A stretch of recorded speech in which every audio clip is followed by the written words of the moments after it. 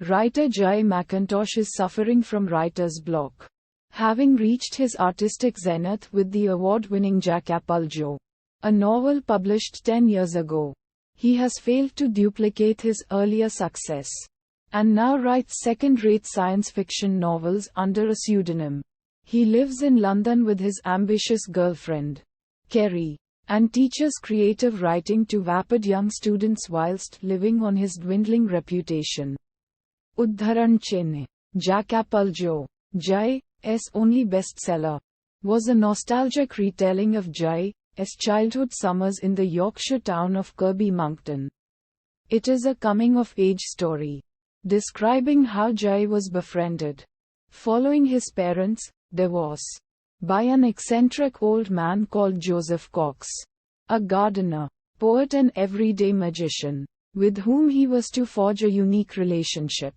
Blackberry Wine acquaints readers with Joe through flashbacks as, now aged 37 and feeling increasingly unfulfilled, Jai revisits his childhood haunts and discovers a box of Joe's specials. Bottles of homemade wine that may hold the key to Joe's unexplained disappearance. Under the influence of this magical homebrew, Jai finds himself behaving in a more and more erratic way.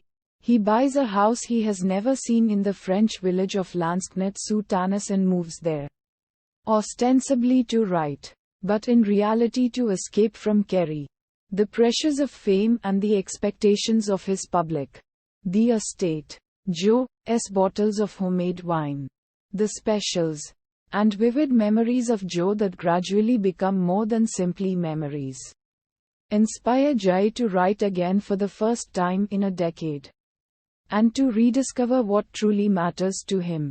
He begins to write a new book about Lansquenet and its inhabitants, whilst secretly observing his neighbor, the reclusive Marise d'Ap, whose land borders his own.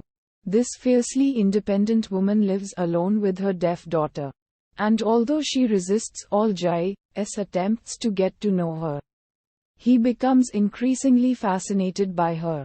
After weeks of inspired writing, rewarding hard work in his gardens and revisiting the past through Joe's specials, Jai comes to feel that the life he is building for himself is more important than writing the great follow-up novel, and that self-fulfillment is more alluring to him now than fame and notoriety.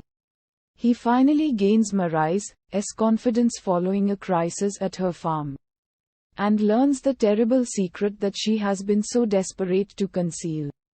However, just as Jai is about to accept that he is falling in love with Marise, his ex-girlfriend Kerry arrives in Lansquenet, having gained access to Jai's whereabouts and the first pages of his new book.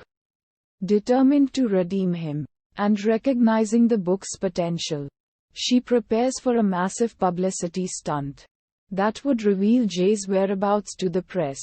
This would relaunch Jai's flagging career. It would also mean that Lansquenet would suffer a damaging influx of tourists that might change the place forever.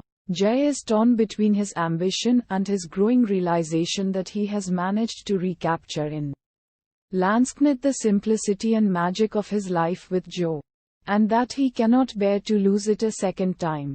To put a stop to Kerry's machinations, Jai burns the sole manuscript of his book and, finally at peace with himself, prepares to begin a new life with Marise.